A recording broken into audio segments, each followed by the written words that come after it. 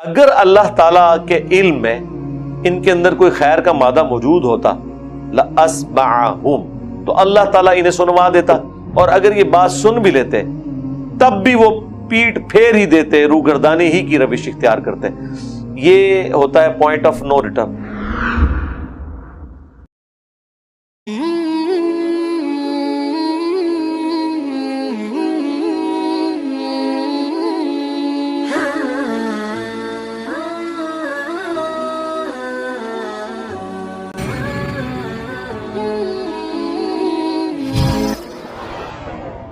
وَلَا تَكُونُوا كَالَّذِينَ قَالُوا سَمِعْنَا، اور دیکھنا تم ان لوگوں کی مانند نہ ہو جانا جنہوں نے کہا کہ ہم سن رہے ہیں، وَهُمْ لَا يَسْمَعُونَ، جبکہ وہ سن نہیں رہے تھے۔ ان سے مراد سابقہ امت مسلمہ بنی اسرائیل، وہ بھی اپنے پیغمبروں کی باتیں سنتی تھی لیکن سنی انسنی کر دیتی تھی، اور وہ منافقین بھی مراد ہے جو نبی علیہ السلام کی مجلس میں بیٹھتے تھے اور کہتے تو تھے کہ ہم اس دعوت حق کو سن رہے ہیں،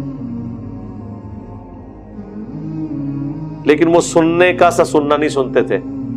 وہ صرف اپنا ٹائم پاس کرنے کے لیے بیٹھتے تھے کہ کل کو اگر مسلمانوں کا پلڑا بھاری ہوا تو ہم تو اوپر سے اعلانیہ مسلمان ہیں، ہم ان کے ساتھ اٹیچ ہو جائیں گے، اور اگر خدا نخواستہ مسلمانوں کو شکست ہوئی تو یہودیوں سے بھی انہوں نے دوستیاں اپنی باقی رکھی ہوئی تھی۔ ان کو یہی کہتے تھے نا، وہ جو سورہ بقرہ کے سٹارٹ میں آیا کہ جب یہ اپنے شیاطین کے پاس جاتے ہیں تو کہتے ہیں ہم تو آپ کے ساتھ ہیں، ان کے ساتھ تو ہم مذاق کر رہے ہیں،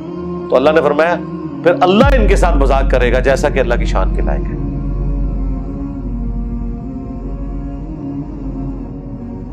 تو اہل ایمان تم نے وہ والا کام نہیں کرنا۔ ان شر الدواب عند اللہ الصم البکم الذین لا یعقلون، بڑی سخت آیت ہے۔ بے شک سب سے بدترین جانور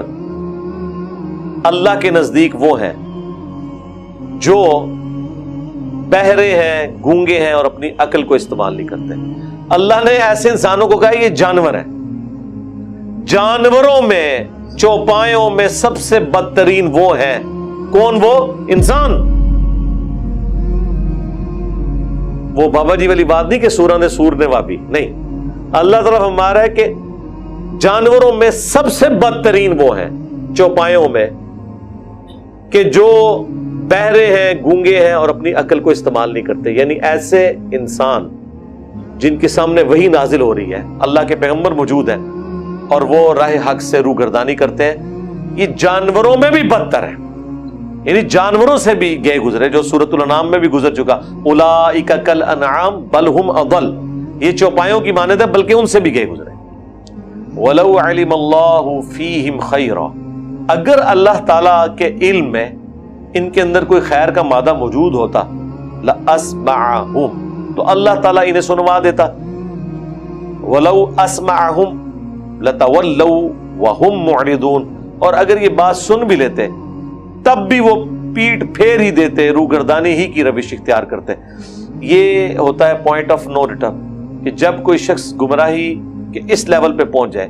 کہ اللہ تعالیٰ بار بار گمراہی کے سبب ان کے اوپر مہر ثبت کر دے، ختم اللہ علی قلوبہم وعلی سمعہم وعلی ابصارہم غشاوہ، تو پھر اللہ تعالیٰ فرماتا ہے اگر ہم چاہتے نا کوئی ان میں خیر کی رتی ہوتی تو ہم انہیں زبردستی سنوا دیتے، اور ہمارے زبردستی سنوانے سے بھی کچھ نہیں ہونا، پھر بھی انہوں نے روگردانی کرنی تھی۔ اچھا، پہلا سٹیپ تو سننا ہی ہے نا، وہ بات سنے گا تو اس پہ عمل کرے گا۔ تو اللہ تعالیٰ ہمارا ہے کہ اگر ہم زبردستی کر کے نا انہیں اس قابل کرتے نا کہ اس سیریس ہو کے سن لیتے کہ یار یہ جو بات کر رہے ہیں کیسی ہے، تب بھی ان کے اندر ایسا خناس ہے، سمجھ آنے کے بعد بھی یہ روگردانی کر لیتے ہیں۔ دل بے ایمان تے اجتا ٹھیر، اگر آپ کا دل بے ایمانی پہ اترا ہے تو آپ بڑے لیم ایکسکیوزز کر لیں گے۔ آپ دیکھیں نا کیا ایکسکیوز، یعنی ایک طرف رسول اللہ سے کہتے تھے کہ آپ کے ساتھ فرشتے کیوں نہیں نازل ہوتے، اللہ تعالیٰ نے فرمایا ہے کہ اگر ہم فرشتے نازل کریں پھر تو ان کا کام ہی تمام کر دیں گے، سورۃ الانعام میں عذاب آ جائے گا۔ سورہ بنی اسرائیل میں اللہ تعالیٰ نے فرمایا ہے کہ اگر زمین پر فرشتے آباد ہوتے تو فرشتوں میں پیغمبر آتا، انسان آباد ہے تو انسانوں میں سے آئے گا۔ اور آپ یہ بات یاد رکھیں،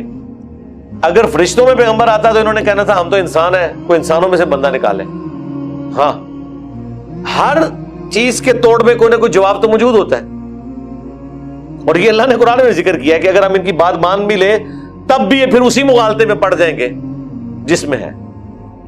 وہ کہتے تھے آسمان سے لکھی ہوئی کوئی کتاب نازل ہو. اللہ تعالیٰ نے فرمایا کہ سورۃ الحجر میں اگر ہم آسمان سے کوئی کتاب نازل کریں, یہ اپنے ہاتھوں سے انہیں چھو بھی لیں,